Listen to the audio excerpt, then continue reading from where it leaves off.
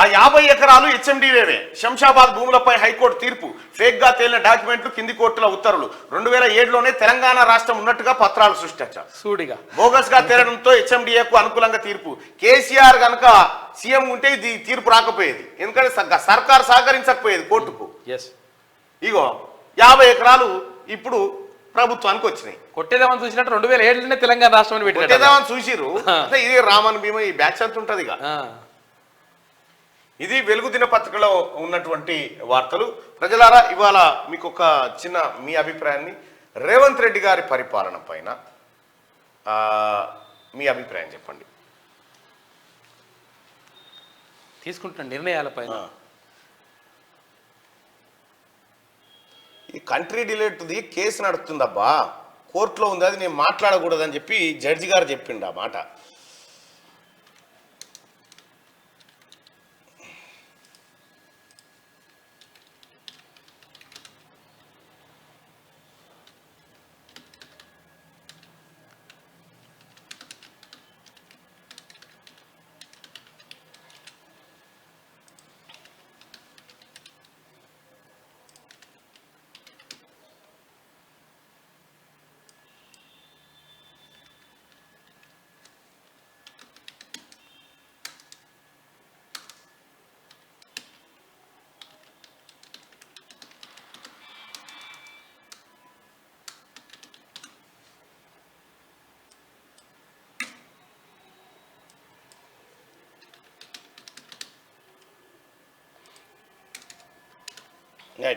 రేవంత్ రెడ్డి గారి పరిపాలన ఎలా అనిపిస్తుంది? సీఎం రేవంత్ రెడ్డి గారి నిర్ణయాలు ఎలా ఉన్నాయి? బాగున్నాయా, బాగలేవా?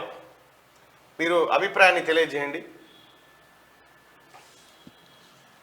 తర్వాత లైక్ చేయడం, షేర్ చేయడం కూడా. అది ఫస్ట్ ఈ లైక్ బటన్ అయితే క్లిక్ చేయండి బాయ్ సాబ్. లైక్ బటన్ క్లిక్ చేయండి, షేర్ చేయండి. రైట్గా 900 ఓట్లు. సీఎం రేవంత్ రెడ్డి గారి నిర్ణయాలు ఎలా ఉన్నాయి? బాగున్నాయా, బాగలేవా? 1100, 1200 ఓట్లు, 1500. రైట్, ఆంధ్రజ్యోతికి వెళ్దాం. కరాచీ బేకరీ గోడౌన్లో అగ్ని ప్రమాదం, 15 మంది కార్మికులకు తీవ్ర గాయాలు, వారిలో 5గురి పరిస్థితి విషమం. గగన్పాడ్ పారిశ్రామిక వాడలో ఘటన.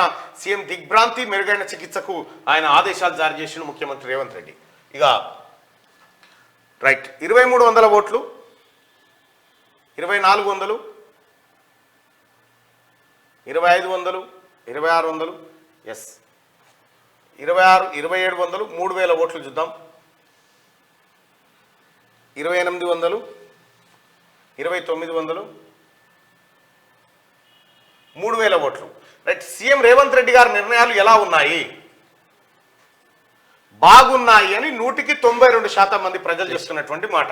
సీఎం రేవంత్ రెడ్డి గారి నిర్ణయాలు ఎలా ఉన్నాయంటే బాగున్నాయి అని 192% మంది చెప్తున్న మాట. ఇక కొంత అజీర్తిగాలు ఉన్నారుగా ఇప్పుడు జల్దీ కూలిపోవాలి సర్కార్ అనుకుంటోళ్ళు, వాళ్ళ పచ్చెల కాయబడ్డట్టు. ప్రజలే అంగీకరించి ఈ నిర్ణయాలు బాగున్నాయి, మాకు నచ్చినాయి, ముఖ్యమంత్రి రేవంత్ రెడ్డి గారు చేస్తున్నటువంటి పనితనం బాగుందని ప్రజలు చెప్తున్న మాట 192% మంది.